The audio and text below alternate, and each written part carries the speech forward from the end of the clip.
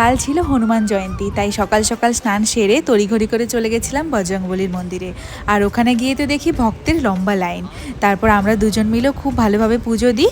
আর যেহেতু দিনটা ছিল শনিবার, পুজো কমপ্লিট করে ওখান থেকেই চলে গেছিলাম সোজা বড় ঠাকুরের মন্দিরে।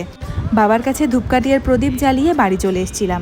বাড়ি এসে রান্নাবান্না সেরে আর ওই যে আমার প্রতিদিনের মতন আমার ক্লাস 11টা থেকে ক্লাস শুরু হয়ে গেছিলো। তারপর ক্লাস করাতে করাতে আমার এক পুরনো স্টুডেন্ট বাউল থেকে এসেছিল আমার সঙ্গে দেখা করতে। আর প্রায় 2 বছর আগেও আমার কাছে ক্লাস করেছিল। আর ওদেরই ক্লাসে ছিল পূজা, বাবলি। ওরা নিজেদের মধ্যে কন্ট্যাক্ট করে এলো ওর সঙ্গে দেখা করতে।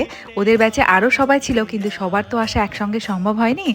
আর কত সুন্দর ভালোবাসা সবার মধ্যে, আর খুব ভালো একটা বন্ডিং তৈরি হয়ে গেছিলো। আর এদিকে নেহা আমার জন্য একটা সুন্দর গিফটও এনেছিল, যেটা আমার ভীষণ পছন্দ হয়েছে।